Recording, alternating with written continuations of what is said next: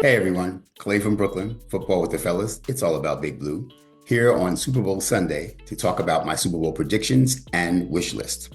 First, let me say that on Super Bowl Sunday, I don't know where you are, but where I am, it is brick. It is cold outside. I just spent the morning outside shoveling, not happy about it. And you see, I got the super extra warm hat and Giants layers on. I'm not playing. It's cold. But by game time, I'll be indoors, and guess what I'll be wearing? I will be wearing my Barkley shirt. The Barkley, this isn't actually a jersey, it's a t-shirt, but this is the Barkley blue, not wearing any parts of the green. This is still a Giants shirt, but it is from when Barkley was on the Giants, which he should still be, if you ask me. That is, as I've said many times, a fireable offense by Mr. Shane to let him walk out the door, to let Barkley walk out the door. I'll never get over that. I'll never forgive him. That said, he's on the Eagles now and he's in the Super Bowl, and I'm happy for him and I'm rooting for him to have an amazing game. In fact, a record-setting game. And he has a shot at a few records.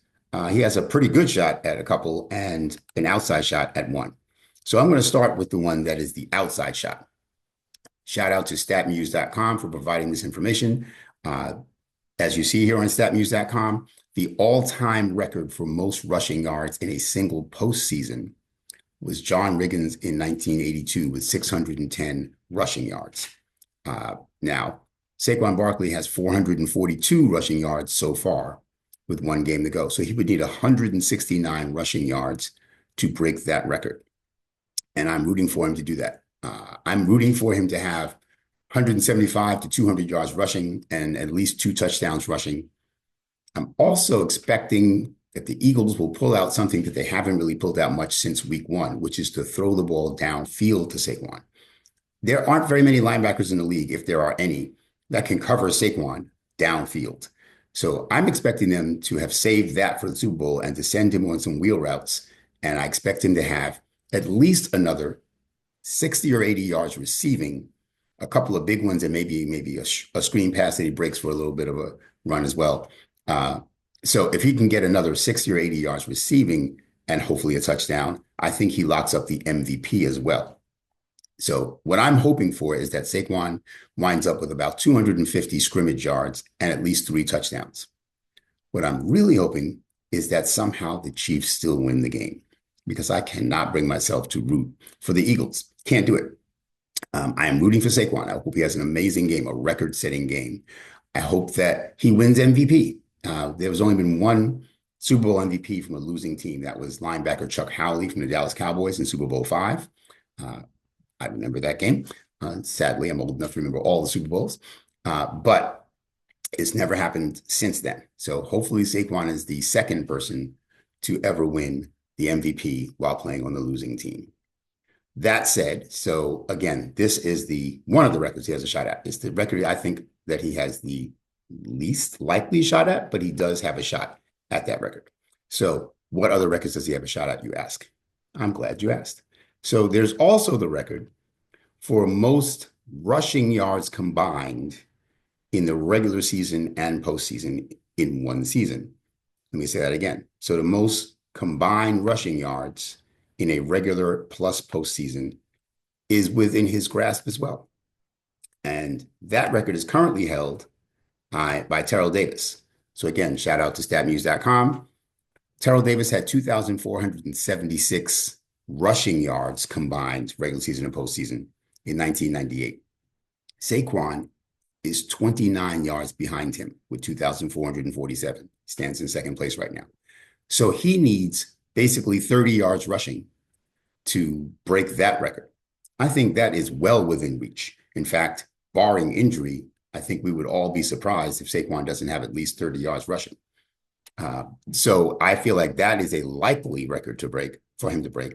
And he would then be the person with the most combined yards in a regular season plus postseason. So I'm looking forward to him breaking that record.